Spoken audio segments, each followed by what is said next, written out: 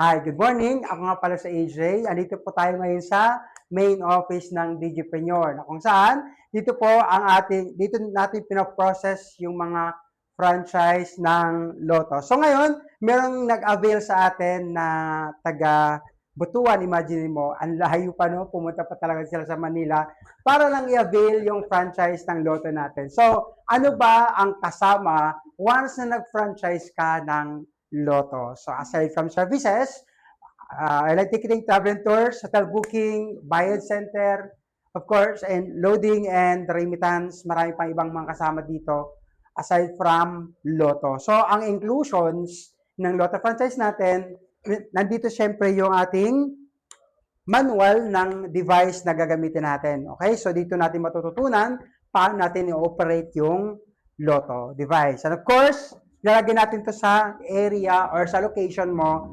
na itong poster to para at least makita na legit po ang ating Lotto business. And aside from that, of course, kailangan pa ilagay ito doon para at least yung mga 18 years old below, yun lang po ang hindi natin allowed na magtumaya sila. So, aside from that, meron din tayong thermal paper na kasama. 5 peraso po ito. Magagaling lamang po ito sa sweepstakes kasi meron silang watermark na sweepstakes dito. So, kung mag-repurchase tayo nito, siyempre sa main office tayo. And of course, yung device natin, yung device na gagamitin natin is ito po yun.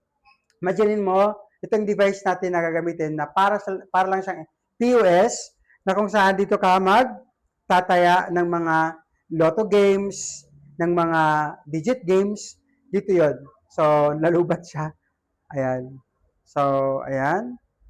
Pwede natin i-on yan. And then, dito matataya ng mga lotto games natin. So, kiklik mo lang dyan. And of course, ang good thing pa dito sa device na to, meron siyang scanner sa likod na kung saan yung ticket natin na lalabas dito, yun yung i-scan natin kung legit na nanalo siya. So, ito po yun. Okay?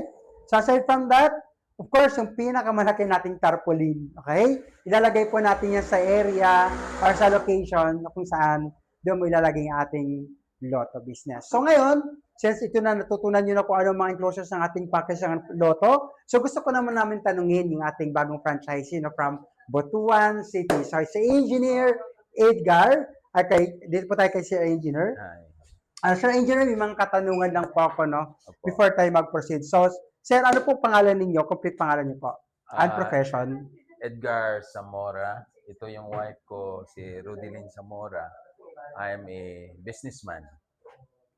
Ayan, so, pangalawang tanong, Sir.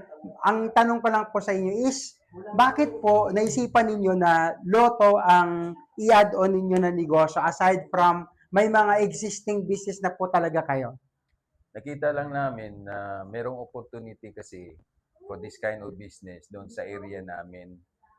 Besides sa Lotto, nakita namin na may additional services yung franchisee, lalo na yung mga plane tickets at saka yung travel at tours, which is wala pa doon sa lugar na saan kami nag-operate.